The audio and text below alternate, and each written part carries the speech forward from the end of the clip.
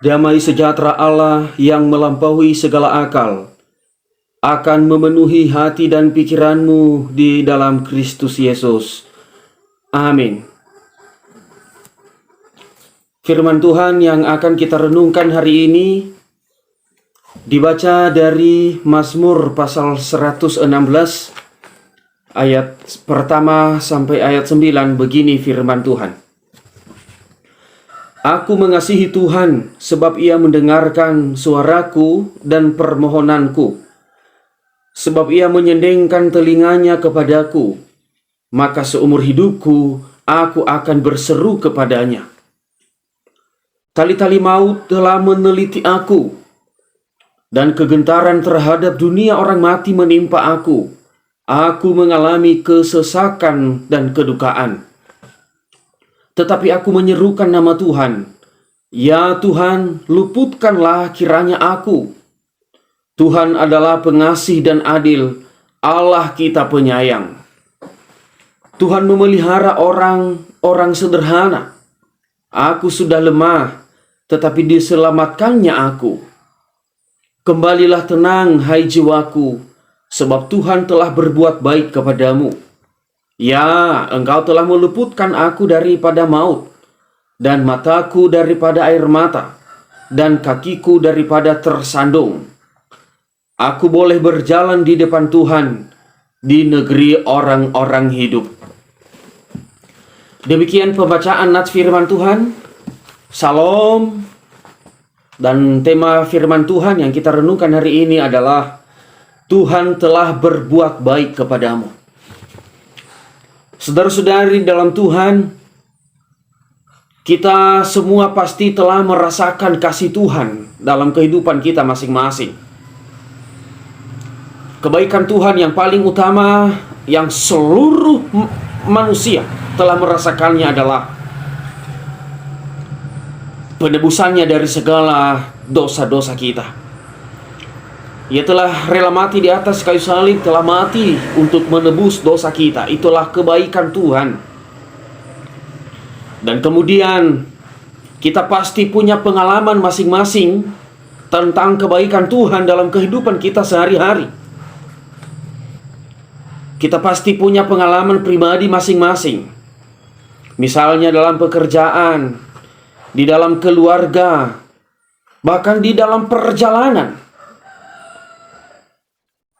Kita pasti merasakan kebaikan Tuhan. Kadang kita merasakan kebaikan Tuhan di luar dugaan kita. Pada saat kita sangat butuh, kita habis akal. Dan di saat itulah Tuhan menunjukkan jalan. Disitulah Tuhan menunjukkan kebaikannya. Sehingga di luar sangkaan kita, ada-ada saja cara Tuhan menolong pada saat kita membutuhkan. Sebagai kesaksian, saya pernah merasakan kasih Tuhan ini pada saat saya pulang kampung. Ya, saya dari tempat pelayanan dan pulang kampung karena memang pada saat itu ada acara di keluarga. Saya berangkat menggunakan sepeda motor. Kemudian di pertengahan jalan, sepeda motor kehabisan bensin. Sehingga sepeda motor mati dan tidak bisa jalan.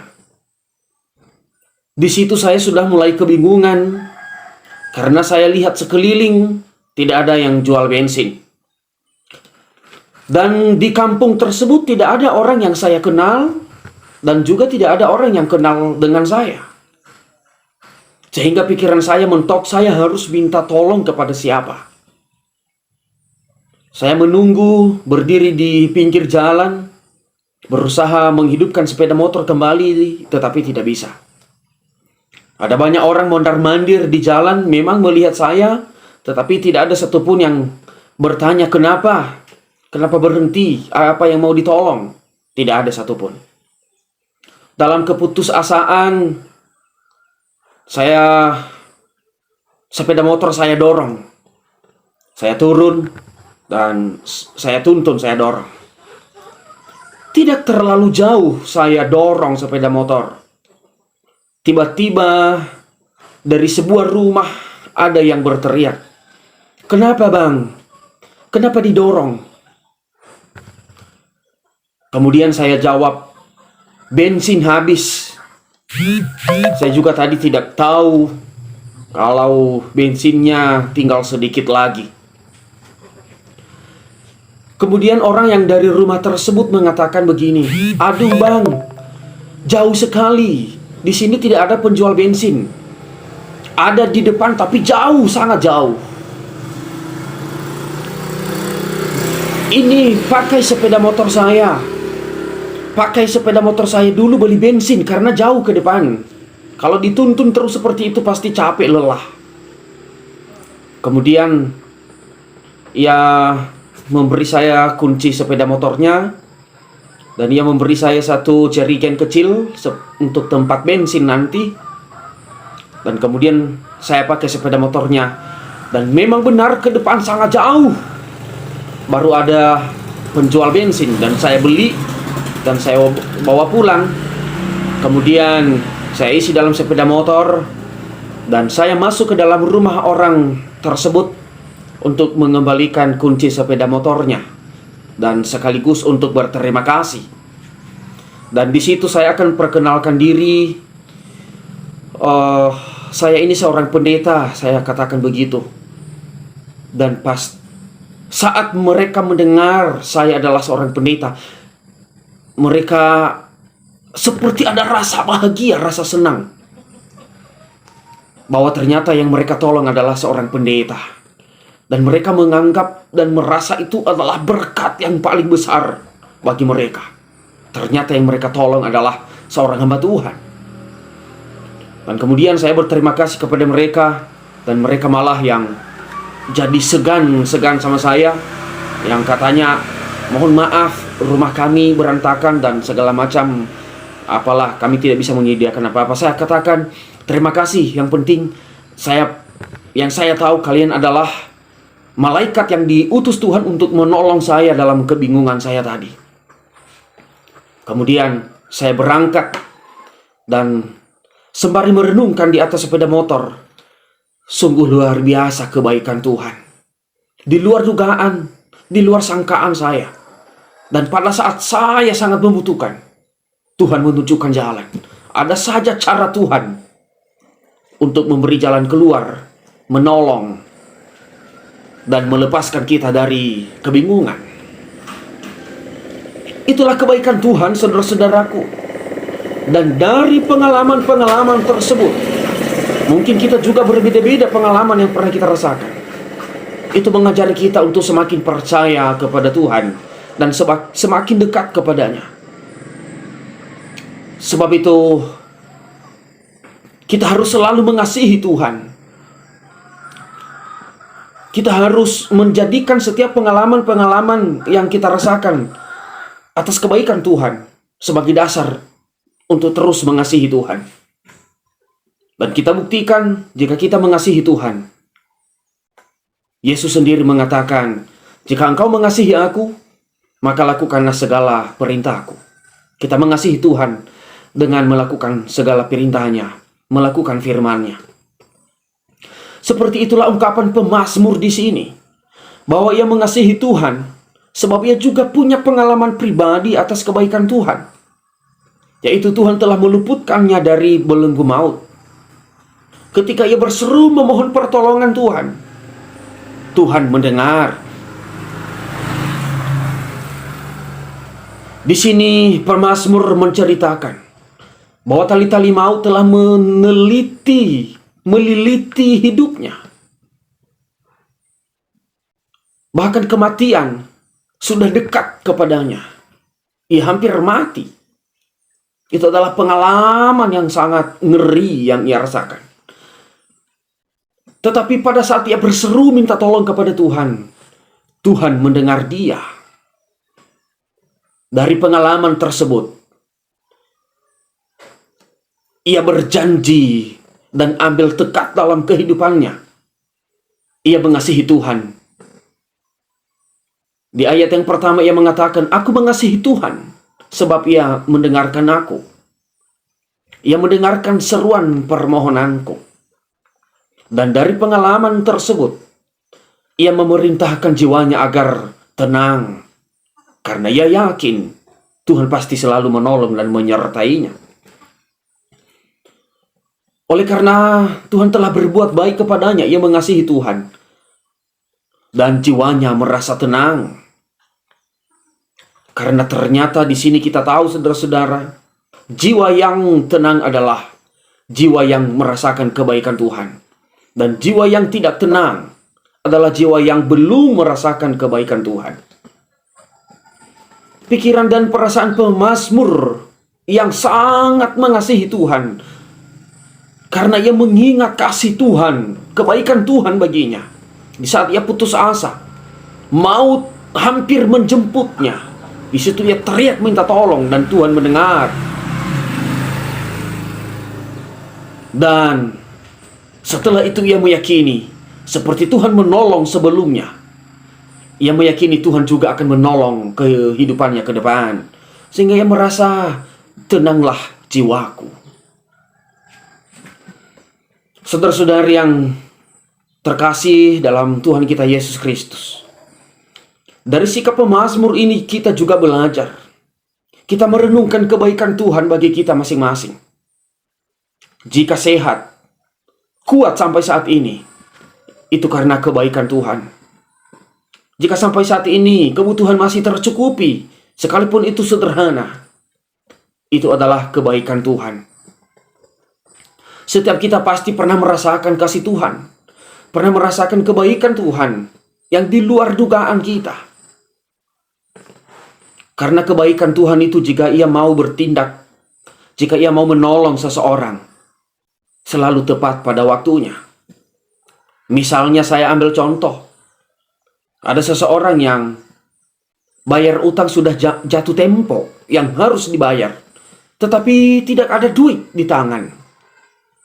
Di situ kadang-kadang putus asa dan menyerah, habis akal, tidak tahu apa yang harus dilakukan. Tetapi di saat-saat kebingungan tersebut, ada saja orang yang mau beli ternak kita, yang nawarin pekerjaan, yang mau beli buah tanaman yang sudah kita tanam. Ada saja kadang-kadang. Ada saja jalan Tuhan, cara Tuhan untuk menolong.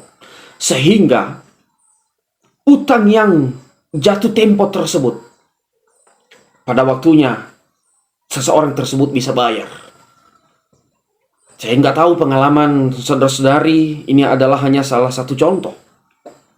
Pada saat membutuhkan, pada saat sangat butuh, ada saja cara Tuhan. Dengan cara ada orang yang nawarin pekerjaan, ada saja orang yang nawarin beli ternak, atau beli barang-barang bekas apa saja yang ada di situ. Itu adalah semua cara Tuhan, saudara-saudaraku. Dari pengalaman-pengalaman tersebut, jadikanlah sebuah itu sebagai rasa cinta kasih kepada Tuhan. Jangan anggap sepele dan jangan abaikan. Karena kadang juga sebagian orang menganggap semua yang terjadi hanyalah kebetulan. Jika ada sesuatu yang terjadi pada saat ia butuh, tetapi ada orang yang nawarin pekerjaan misalnya, dan ia anggap itu suatu kebetulan saja. Ia tidak membuka hati dan pikirannya bahwa itu adalah cara Tuhan menolongnya. Ia tidak mengakui kekuatan Tuhan. Dan ini adalah orang-orang yang jauh dari Tuhan. Ini adalah orang-orang yang tidak mau mengasihi Tuhan. Dari firman Tuhan ini kita belajar dari pemazmur. Hanya oleh karena Tuhan mendengar doanya, permohonannya, pada saat Tuhan meluputkannya dari maut, ia berjanji dalam hidupnya untuk terus mengasihi Tuhan. Dan ia menenangkan jiwanya karena keyakinan dan kepercayaannya. Tuhan pasti akan menolong pada kehidupannya ke depan. Jika tidak mengakui kebaikan Tuhan, jika tidak mengakui kekuatan Tuhan, segala sesuatu yang terjadi bukan karena Tuhan. Itulah sebabnya nanti selalu khawatir, penuh ketakutan, selalu gelisah dalam kehidupan, selalu merasa kekurangan, dan selalu bertanya-tanya, di manakah Tuhan? Di mana kasih Tuhan? Padahal setiap hari ada kasih Tuhan dalam hidupnya. Dan itulah nanti yang mengakibatkan jiwa tidak pernah merasa tenang. Selalu bertentangan. Pikiran, jiwanya, hatinya selalu bertentangan. Jika tidak mengakui kebaikan Tuhan, merasa tidak pernah ada kebaikan Tuhan, itulah jiwa yang tidak pernah tenang. Tetapi orang yang mengakui segala yang terjadi dalam hidupnya adalah kebaikan Tuhan, maka itu adalah jiwa yang sangat tenang, tidak takut, tidak khawatir, dan tidak gelisah. Karena ia percaya Tuhan ada, Tuhan hadir, selalu menolong dan menyertai dan memberkati hidupnya. Karena dari firman Tuhan ini juga, saudara-saudara, seperti pemazmur tadi, selain daripada ia bersyukur karena ia telah pernah ditolong Tuhan, ia pernah merasakan kebaikan Tuhan, di situ juga meyakininya bahwa ternyata ke depan Tuhan pasti akan ada. Tuhan pasti hadir, menyertai, memberkati. Itu juga menjadi pelajaran bagi kita. Tuhan telah berbuat baik kepada kita. Tuhan telah berbuat baik kepadamu, maka bersyukurlah. Cintailah Tuhan, kasihilah Tuhan, sembari memperdalam iman percaya kepada Tuhan, bahwa seperti pertolongan Tuhan sebelumnya, seperti Tuhan akan menolong ke depan. Seperti itu, itulah kebaikan Tuhan ke depan. Sebab itu, untuk kehidupan ke depan, percayalah kepada Tuhan. Harap sajalah kepada Tuhan. Karena tidak ada sesuatu yang dapat menolong, yang dapat memberi solusi di setiap pergumulan selain daripada Tuhan. Jangan pernah berharap kepada yang lain. Berharap kepada Tuhan saja. Itulah sebabnya pemazmur sekali lagi ia katakan tadi, tenanglah jiwaku, karena Tuhan telah berbuat baik kepadamu. Sekali lagi, saudara-saudara, kita maknai kebaikan Tuhan juga sebagai iman percaya kita kepada Tuhan, untuk mendekatkan diri kepada Tuhan. Pengalaman-pengalaman kebaikan Tuhan yang pernah engkau rasakan, jadikanlah itu sebagai kekuatan untuk berpegang teguh kepada Tuhan pada kehidupanmu ke depan. Tuhan telah berbuat baik kepadamu, maka kasihilah Tuhan dan percayalah kepadanya dengan melakukan segala firman-Nya. Terpuji-pujilah Tuhan. Semoga firman Tuhan hari ini menjadi kekuatan kita dan mendorong setiap kita untuk terus mengasihi Tuhan, untuk terus percaya kepada Tuhan, karena Tuhan telah berbuat baik kepadamu. Demikian firman Tuhan, dan kita berdoa.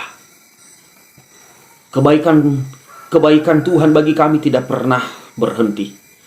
Ada banyak kebaikan Tuhan yang kami rasakan.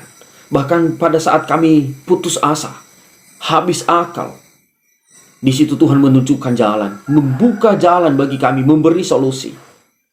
Kami bersyukur, berterima kasih dari semua pengalaman hidup, kebaikan Tuhan yang telah kami terima. Kami jadikan alasan utama untuk terus mengasihi Tuhan dan terus percaya kepada Tuhan, bahwa Tuhan pasti menyertai, sehingga jiwa kami merasa tenang. Amin.